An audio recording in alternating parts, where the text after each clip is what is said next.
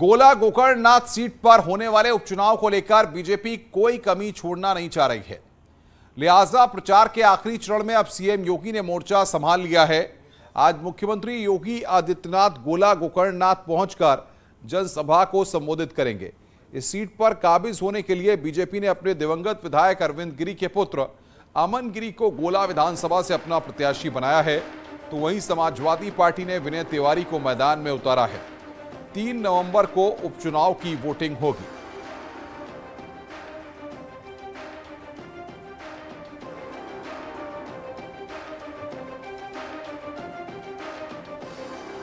तो आज सीएम योगी यहां पर मोर्चा संभालेंगे। उपचुनाव की वोटिंग 3 तारीख को है। आज प्रचार के लिए योगी आदित्यनाथ वहां पर पहुंचेंगे। गोला गोकर्णनाथ सीट पर होने वाले उपचुनाव को लेकर सियासी पारा चढ़ गया है। एसपी लगातार बीजेपी पर निशाना साध रही है। एसपी प्रवक्ता अनुराग भदौरिया ने बीजेपी पर जमकर निशाना साधा। अनुराग भदौरिया ने कहा कि गोला गोकर्णनाथ सीट बीजेपी हार रही है, जनता एसपी के साथ है।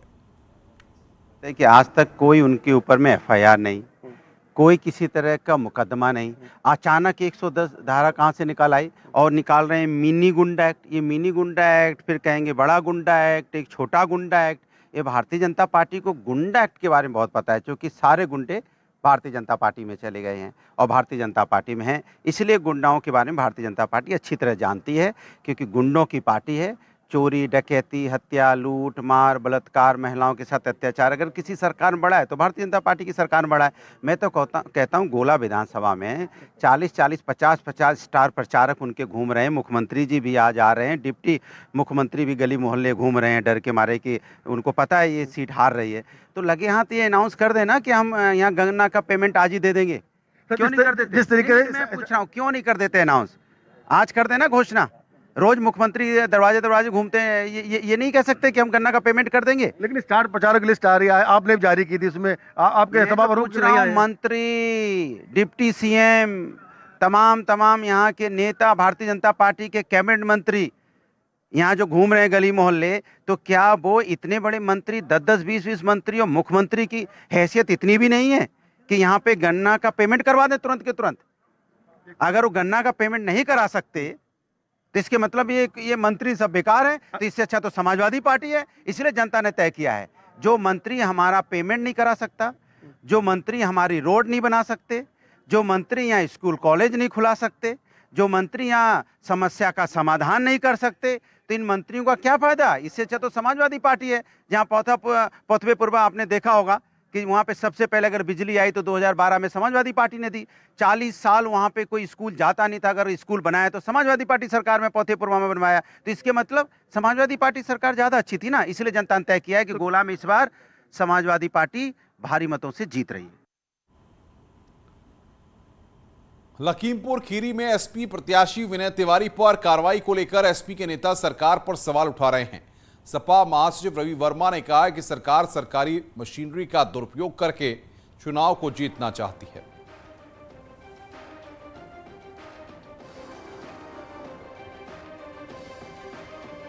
को लेकर सरकार पैनिक में आ गई है।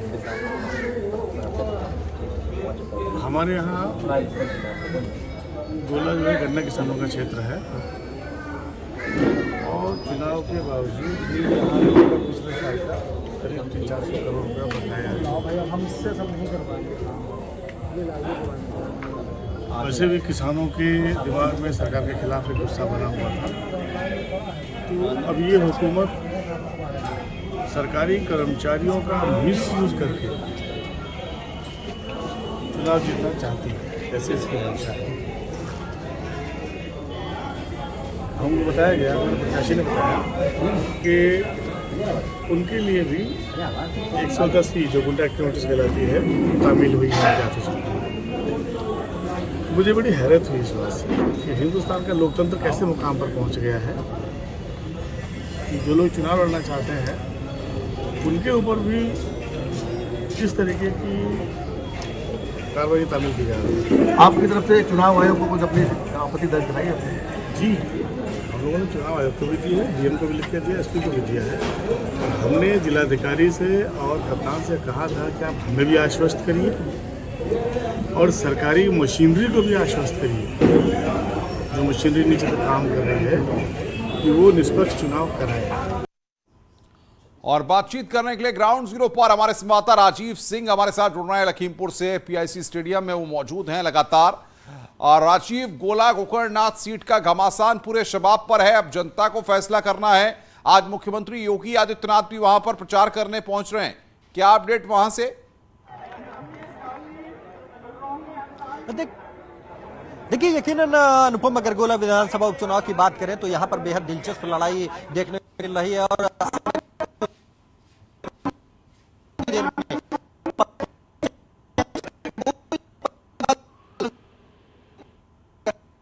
कि इस वक्त इसी मैदान हजारों की संख्या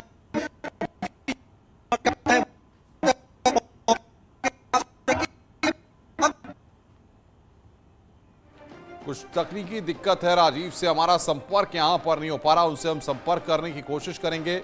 बहरहाल जनता को अब से थोड़ी देर बाद सीएम योगी आदित्यनाथ वहां पर संबोधित करेंगे। अंतिम दौर में उपचुनाव का प्रचार वहां पर पहुंच गया है। 3 नवंबर को उपचुनाव की वोटिंग होनी है। गोला गोकर्णनाथ सीट पर ये उपचुनाव है और जिसमें भारतीय जनता पार्टी और समाजवादी पार्टी के बीच में आमने सामने की टक्कर है। जनता को संबोधित करेंगे मुख्यमंत्री योगी आदित्यनाथ। तैयारियां वहां पर हो चुकी हैं। अब से थोड़ी देर बाद जनसभा को संबोधित करने का कार्यक्रम रखा गया है। गोला गोकर्णनाथ सीट पर 3 तारीख को वोटिंग होगी। 3 तारीख को मतदान है जिसमें लोग बढ़ चढ़कर हिस्सा लें। आज उत्तर प्रदेश के मुख्यमंत्री योगी आदित्यनाथ वहां पर पहुंच रहे हैं जनसभा को संबोधित करने के लिए। आपको बता दें कि राजीव सिंह हमारे संवाददाता ग्राउंड जीरो पर है। राजीव, आपको मेरी आवाज आ रही है? देखिए अनुपम, यहाँ पर गोला विधानसभा चुनाव में बेहद दिलचस्प लड़ाई देखने को मिल रही है और आज खुद उत्तर प्रदेश के मुख्यमंत्री योगी आदित्यनाथ अब कुछ ही मिनटों बाद गोला पहुंचकर पीआईसी मैदान में एक विशाल जनसभा को संबोधित करेंगे। इसके मद्देनजर इस वक्त पीआईसी मैदान में हजारों की संख्या में जो बीजेपी समर्थक है वो उमड़े हैं, वो योगी आदित्यनाथ को सुनने चढ़े हैं। इस वक्त जो बीजेपी के तमाम सत्तावर नेता है, चाहे वो उत्तर प्रदेश बीजेपी के प्रभारी राधा मोहन सिंह हो या योगी सरकार में कैबिनेट मंत्री सुरेश खन्ना, जेपीएस राठौर, बलदेव सिंह, तमाम नेता पहले से ही मंच पर पहुंच चुके हैं। अब इंतजार किया जा रहा है योगी आदित्यनाथ का, क्योंकि जो ये सीट है ये बीजेपी विधायक अरविंद सिंह गिरी के निधन के बाद, अरविंद गिरी के निधन के बाद खाली हुई है। अब वो बीजेपी ने उनके बेटे अरविंद गिरी को मैदान में उतारा है। तो ऐसे में कहीं न कहीं राजीव, मुख्यमंत्री के बारे में क्या जानकारी मिल पा रही है? कितनी देर में मुख्यमंत्री वहां पर पहुंचेंगे? पार्टी ने अपने पूर्व विधायक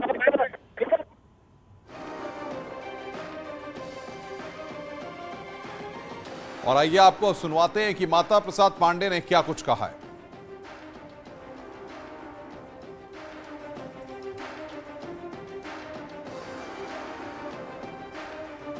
सरकार का जो विरोध करेगा वो गुंडा हो जाएगा, माफिया हो जाएगा।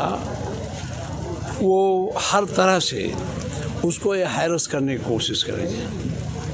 अगर वो गुंडा या कोई ऐसी बात थी तो पहले क्यों नहीं लिखाया, चुनाव क्यों लिखाया?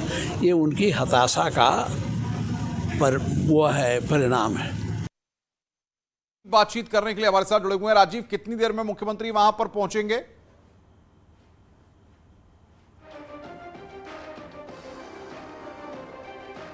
राजीव, आपको मेरी आवाज मिल रही है? राजीव से हम संपर्क करने की कोशिश करते हैं। राजीव, कितनी देर में मुख्यमंत्री वहां पर पहुंचने वाले हैं?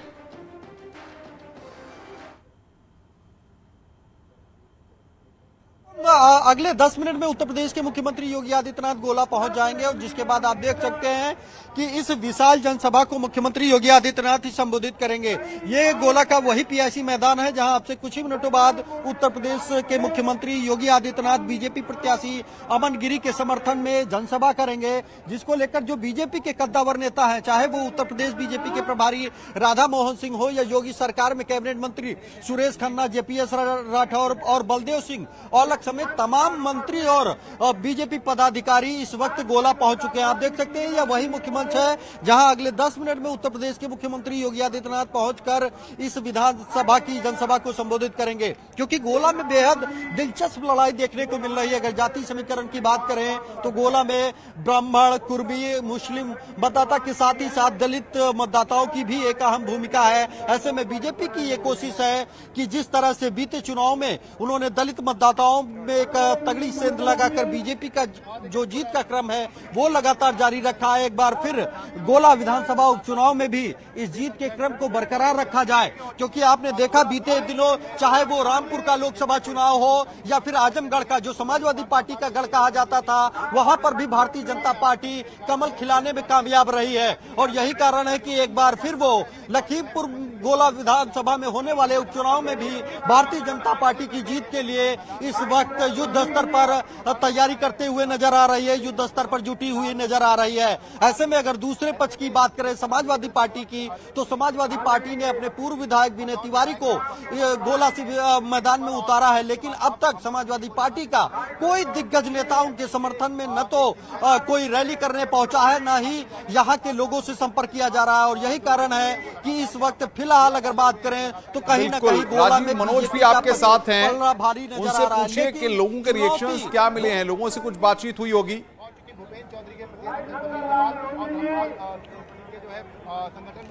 मनोज, जैसा कि आपने लगातार कवर कर रहे हैं, क्या लग रहा है लोगों की क्या प्रतिक्रिया है, क्या यहाँ पर माहौल है? जिस तरीके से गोला विधानसभा में अभी उपचुनाव हो रहा है, कांग्रेस ने और बहुजन समाज पार्टी ने अपना प्रत्याशी नहीं उतारा। कहीं ना कहीं दोनों ही पार्टियां, भारतीय जनता पार्टी जो बहुजन समाज पार्टी के वोटर हैं, जो दलित वोटर हैं, एक दलित वोटर इस विधानसभा पे बड़ा अपना दबदबा कायम रखते हैं। लगभग 50,000 के लमसम दलित वोटर है, उनपे अब सेंध लगाने का प्रयास समाजवादी पार्टी की तरफ से भी, भारतीय जनता पार्टी की तरफ से भी होगा। लेकिन अब 3 तारीख का ये मतदान दिलचस्प होगा कि देखने वाला होगा कि अब जीत का सेहरा यहाँ के मतदाता किसके सर पे बांधते हैं।